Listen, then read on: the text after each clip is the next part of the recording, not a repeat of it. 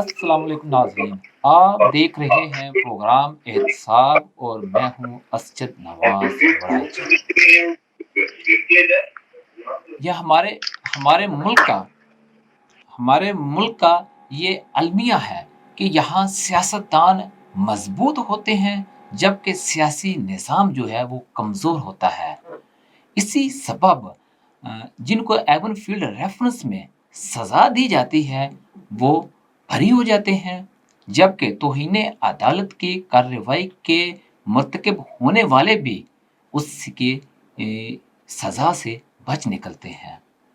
ये हमारा कमज़ोर सियासी निज़ाम है कि नाहिल नवाज शरीफ जो हैं उनकी वापसी का रास्ता भी हमवार किया जा रहा है। ऐसा क्यों है?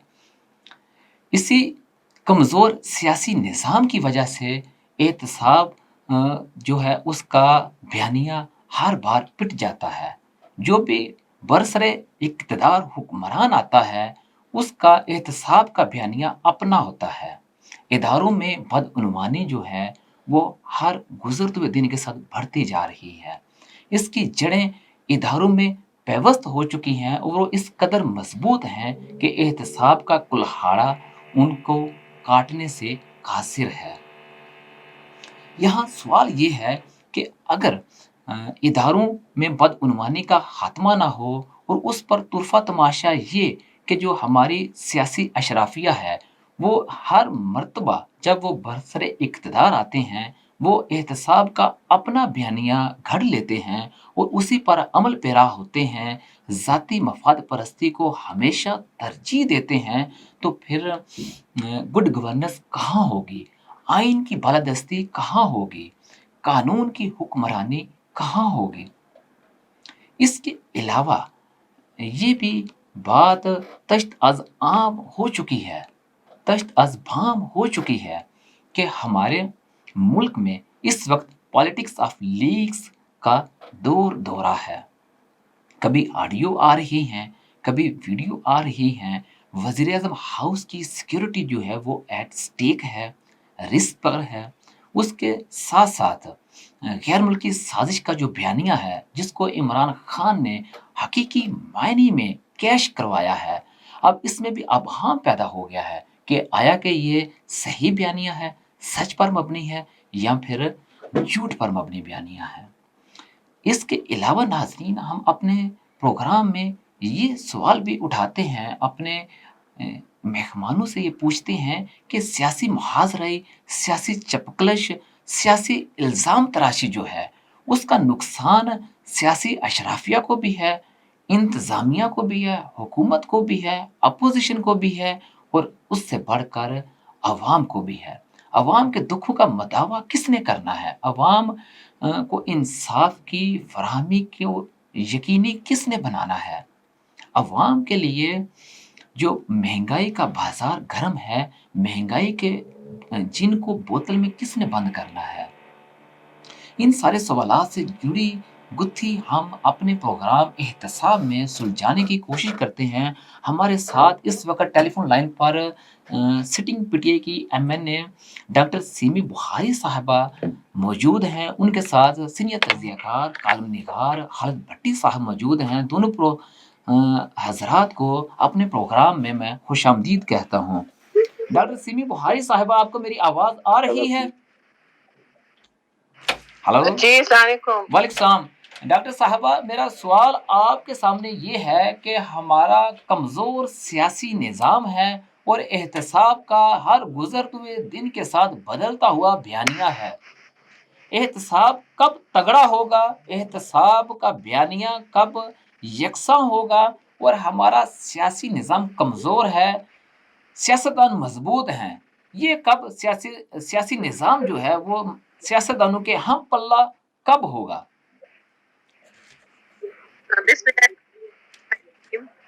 ये आप बिल्कुल बजा फरमा रहे हैं।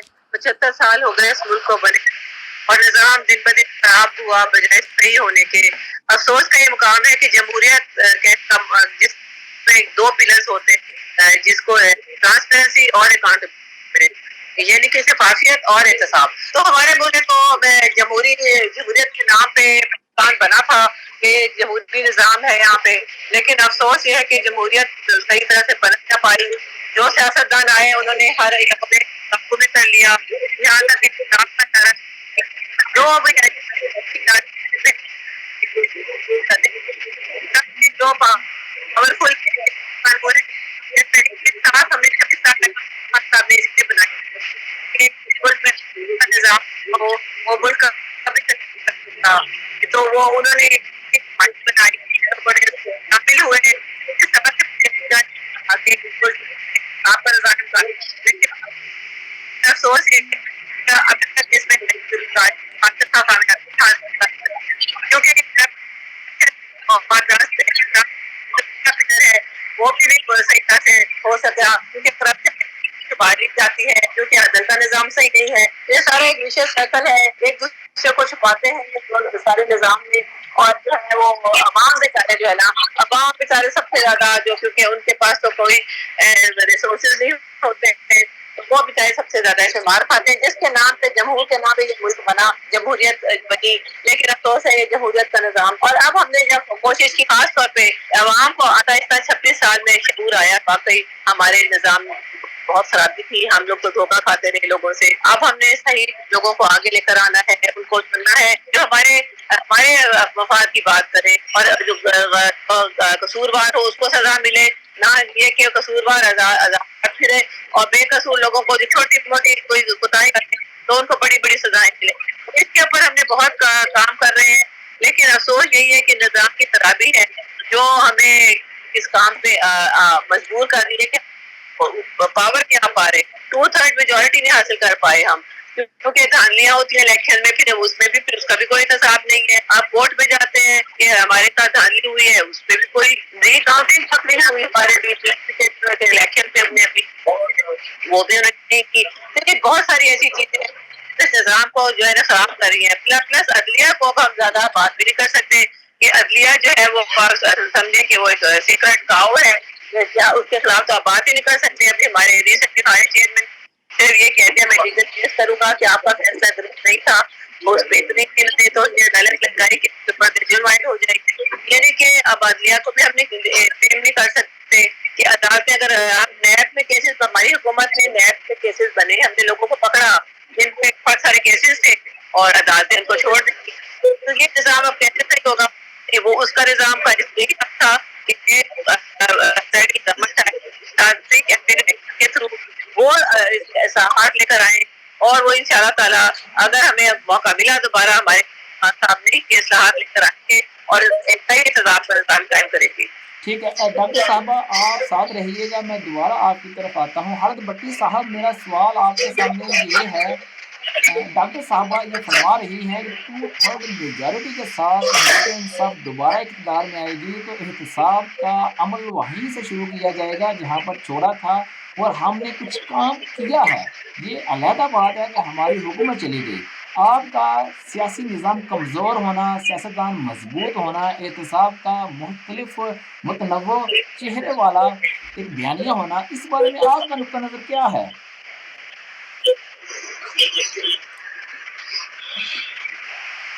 جی آواز آ رہی ہے آپ کے ساتھ؟ جی حضرت بٹی صاحب جاری رکھیں بات اپنی.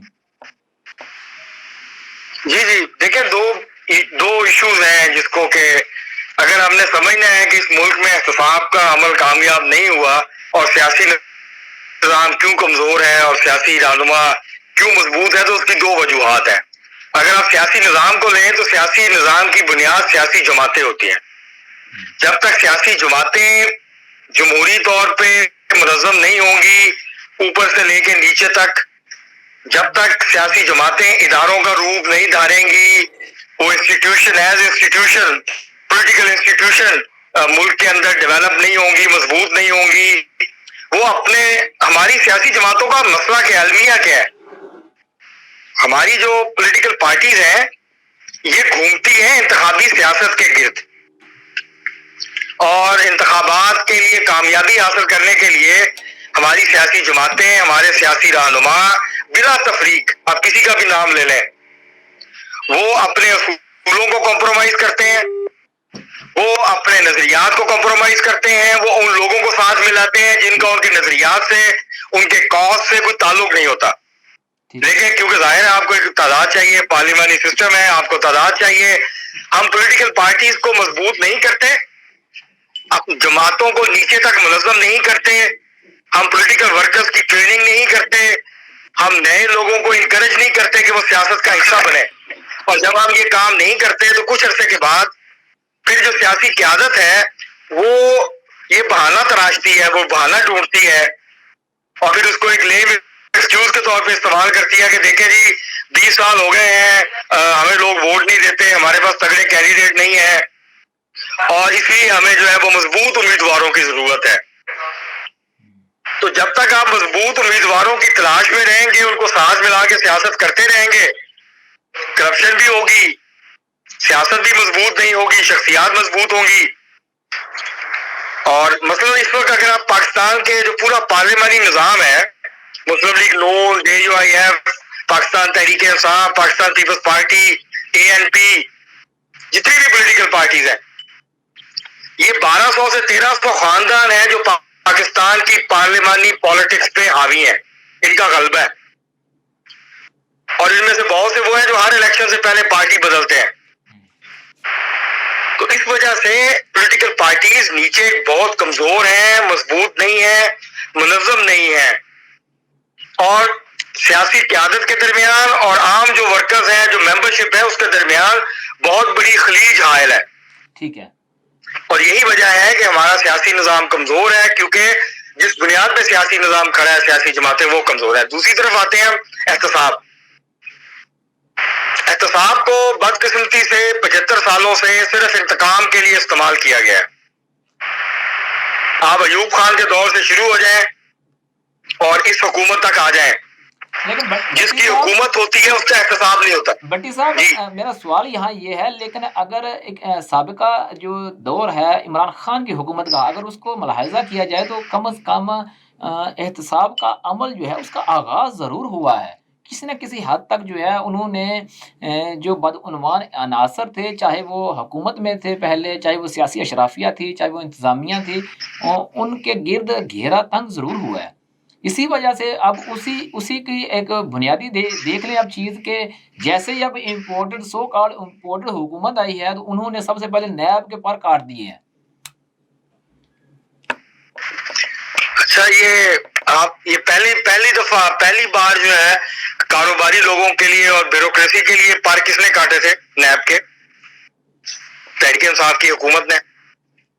جب احتساب کے قوانین میں بڑے پیمانے پہ تبدیلیاں کی گئی تھی تو اس کا مقصد یہ تھا کہ جو بزنس مینوں کی شکایات ہیں, جس طرح سے نیب ان کو ٹریٹ کرتا ہے, جس طرح بیوروکریسی کام نہیں کر رہی تھی اور وہ سائن نہیں کرتے تھے فائلوں کے اوپر, کیونکہ ان کو پتا تھا کل کو, کیونکہ ہوتا کیا ہے ہمارے ہاں, جب بھی کوئی حکومت تبدیل ہوتی ہے تو پچھلی حکومت کے ساتھ جو کام کرنے والے بیوروکریٹس ہوتے ہیں, افسر شاہی ہوتی ہے, ان کو پھر مجبور کیا جاتا ہے, یا تو ان کو جو ہے وہ دباؤ ڈالا جاتا ہے کہ وہ اپنے منسٹرز اور پولیٹیشنز کے نام لیں, ان کے خلاف وعدہ ماف گواہ بنے, نہیں تو پھر ان کو نیب اٹھا لیتا ہے.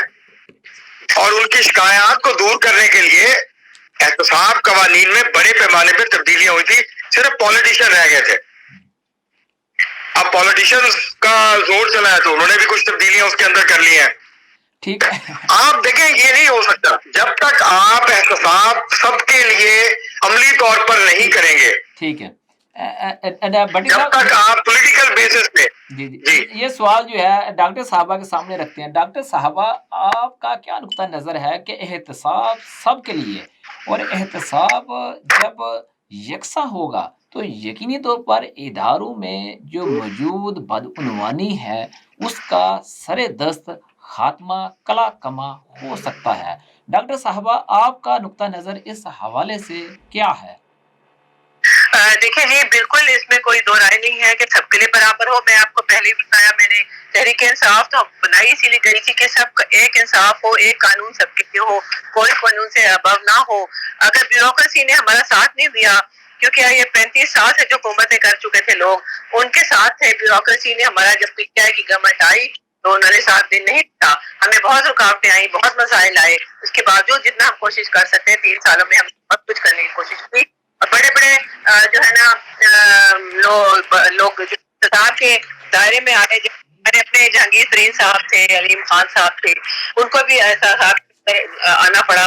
تو ہم نے کوشش کی کہ کوئی بھی سے بچ نہ پائے, لیکن ظاہر تھوڑی بہت کوتاہیاں کمزوریاں تو ہوں گی نظام میں, جس کی وجہ سے مکمل طور پہ ابھی آپ تبدیلی نہیں کر سکے. لیکن ہمیں تھوڑا اور ٹائم ملے اور اس میں آہستہ آہستہ اداروں کو اس کی احتساب کی طرف لے کر آئیں گے, جو کہ سب کے لیے برابر ہو. کوئی نہ کوئی جو ہے نا لوپ ہول نکل آتا ہے, کوئی اپنے دو سے لڑا کے کوئی نہ کوئی اس کو یا تو خریدا جاتا ہے, جیسے آپ نے سنا ہوگا یہ خرید و فروخت ہوتی ہے, یا اور کوئی طریقے ہوتے ہیں جس کو ڈرا دھمکا کے ان کو چینج کیا جاتا ہے, سزاؤں کو بدلا جاتا ہے. وہ یہ سب چیزیں ان میں ٹائم لگے گا. یہ اس ملک میں جب جڑوں میں بیٹھ گئی ہے نا یہ چیزیں, ان کو ظاہر ہے ٹائم لگے گا. اور ہم نے ہماری پارٹی واحد پارٹی الیکشن بھی ہوئے, پارٹی کے اندر جمہوریت ہے, ہمارے کوئی باپ بیٹا یا رشتہ دار نہیں لگایا خان صاحب نے کسی کو اپنے نہ ان کے. تو اسی طرح ان کے جو ہے نا ٹیم میں جو بھی خرابی کوتاہیاں ہوئی ان کو آہستہ چھانٹی کی گئی. تو یہ آہستہ ٹائم لگتا تھا, لیکن کوشش ہم نے بہرحال. ٹھیک ہے, دوبارہ ڈاکٹر صاحبہ آپ سے متوجہ ہوتے ہیں. حضرت بھٹی صاحب, میرا سوال یہاں آپ کے سامنے یہ ہے کہ سو کال امپورٹڈ حکومت اور عمران خان کے درمیان واقفان حال یہ کہتے ہیں کہ سب سے بڑا جو فرق ہے وہ کرپشن کا بیانیہ ہے, کرپشن کے خلاف احتساب کا بیانیہ ہے, اور اس کو عمران خان نے ببانگ دغل کیش بھی کروایا ہے. آپ اس بارے میں کیا کہتے ہیں؟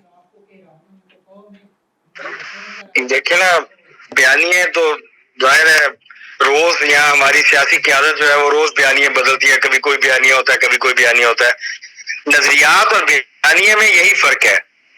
نظریات آپ کے مستقل ہوتے ہیں, اصول آپ کے مستقل ہوتے ہیں, بیانیہ آپ صبح کوئی لے لیں شام کو کوئی لے لیں, اس سے کوئی فرق نہیں پڑتا, آپ بدل سکتے ہیں جب چاہیں. اسی لیے ہماری سیاست اب نظریات پہ نہیں ہوتی, بیانیے پہ ہوتی ہے. اور ہم اس پہ بڑے خوش ہوئے تھے, ہم نے شادیانے بجائے تھے خوشی کے جب نظریاتی سیاست کا خاتمہ ہوا تھا, اور ہم نے یہ کہا کہ نظریاتی سیاست ختم ہو گئی ہے, رائٹ لیفٹ کی سیاست نہیں ہوگی, اب صرف صحیح اور غلط کی سیاست ہوگی. تو صحیح اور غلط کا فیصلہ آپ کس بنیاد پہ کریں گے اگر آپ اصولوں اور نظریات کو ایک طرف رکھ دیں گے؟ تو ایشو یہ ہے, یہ جو ان کے درمیان مسائل ہیں, جو پرابلمز ہیں, مثلا عمران خان صاحب کی حکومت نے دعوے بہت کیے, ایک بھی بڑی ریفارم جو ہے پی ٹی آئی کی حکومت 44 ماہ میں اپنے نہیں کر پائی.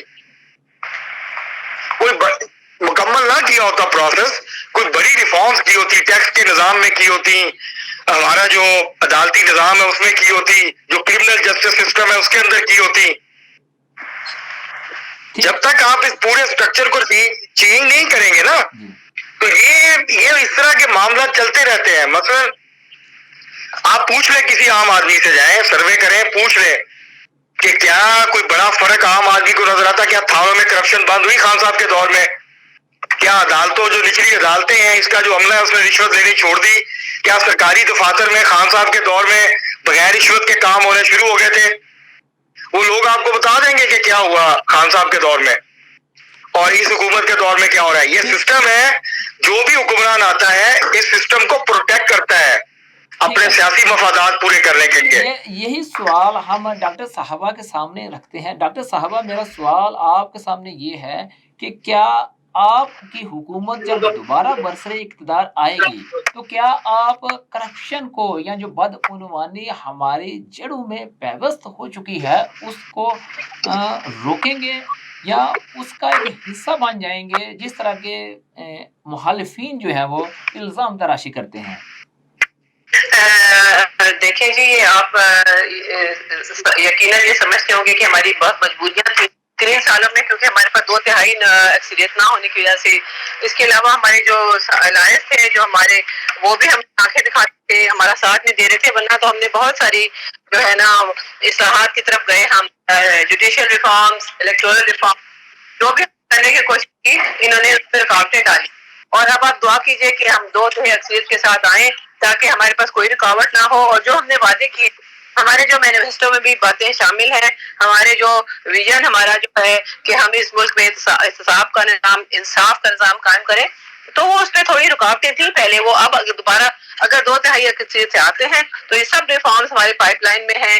ہم نے تو ایون ججز کی تعداد بڑھانے کا جو بل لے کر آئے اس پہ بھی رکاوٹیں انہوں نے کھڑی کر دی کہ ہم نے کہا کہ سالہ سال لوگ جو ہے وہ کیسز میں پینڈنگ رہتے ہیں، تو اگر ججز کی تعداد بڑھا دی جائے تو اس پہ بھی ان کو اعتراض تھے.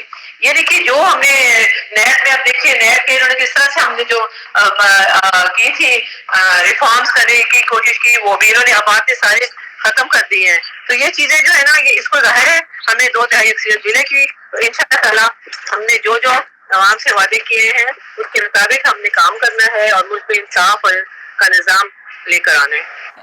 ٹھیک ہے ڈاکٹر صاحبہ، دوبارہ آپ کی طرف آؤں گا. حلال بھٹی صاحب، آپ کا تجزیہ کیا کہتا ہے؟ تحریک انصاف کی مقبولیت اوج سریہ کی بلندی پر ہے اس وقت، اور اس میں دو رائے نہیں ہے کہ عمران خان یقینی طور پر مقبول ترین ہے.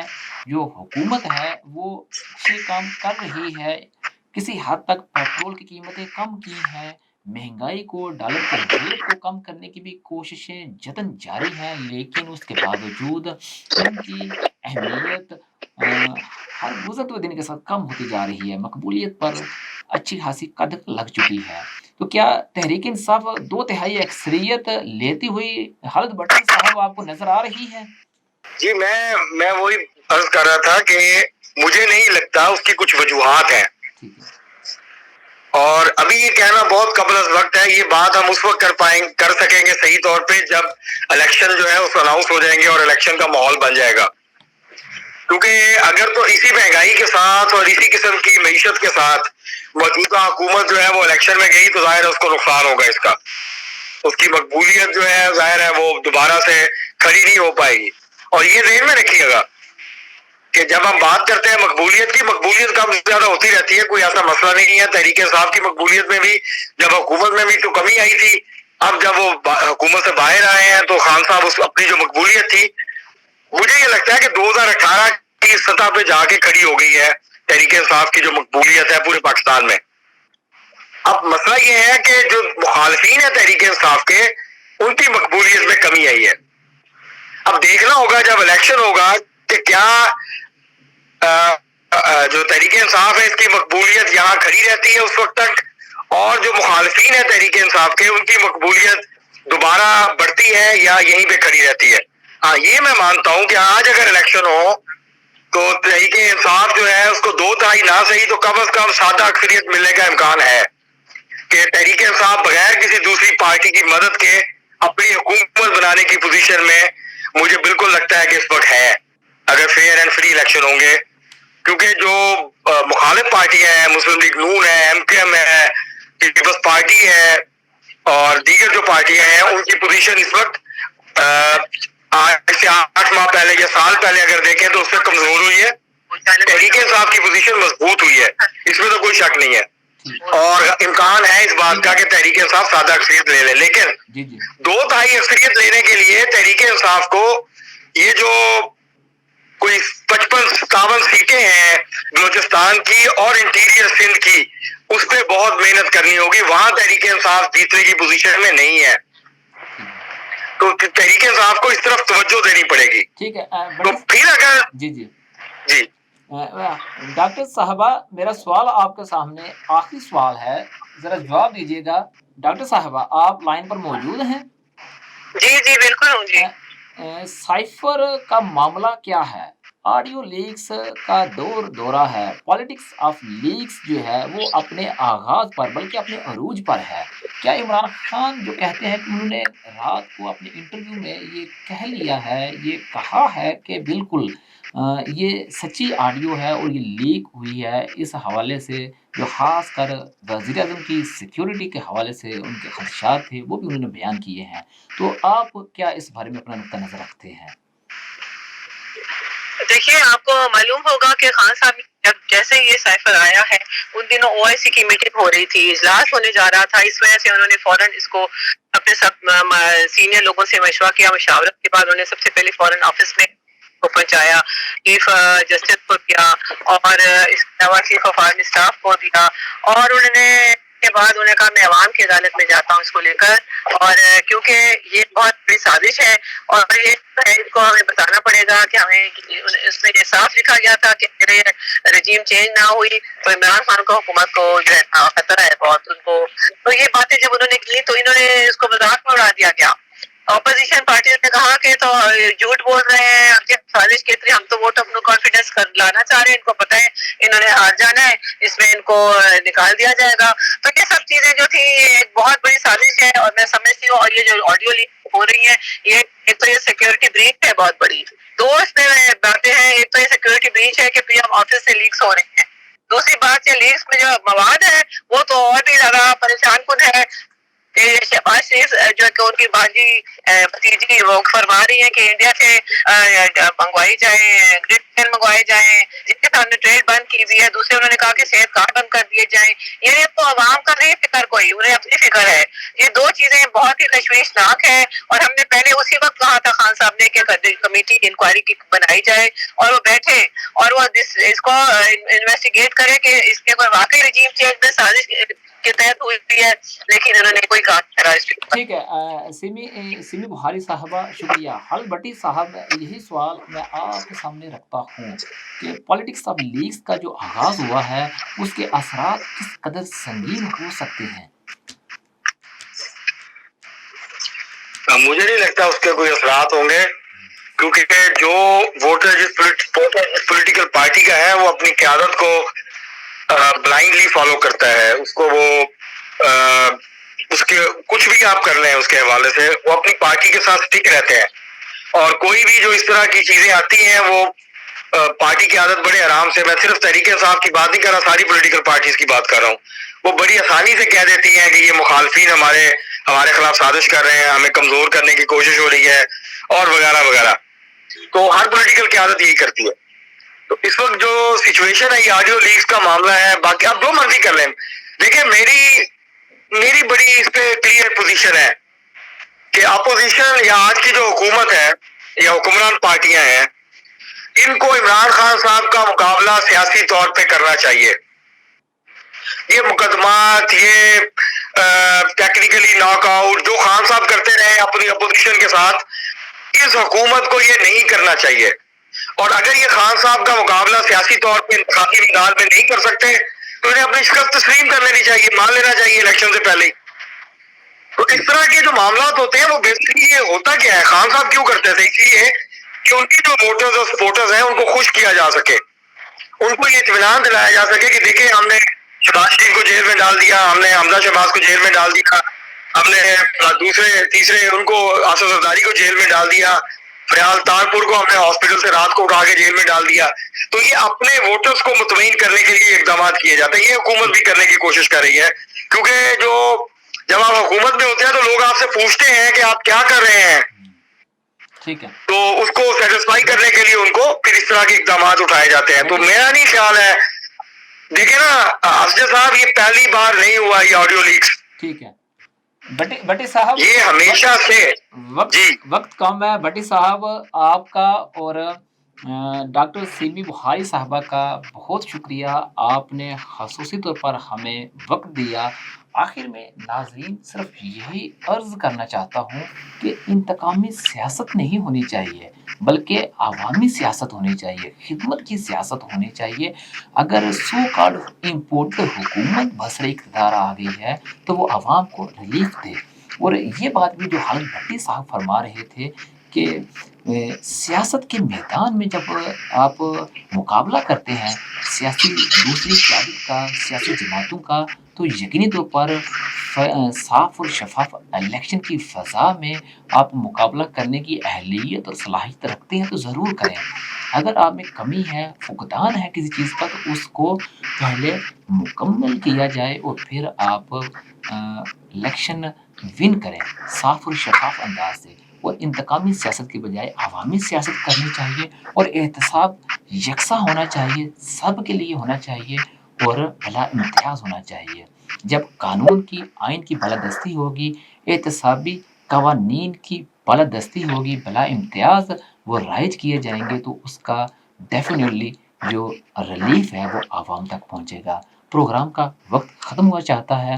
اسد نواز وڑائچ کو اجازت دیجیے۔ اللہ تعالیٰ آپ کا حامی و ناصر ہو۔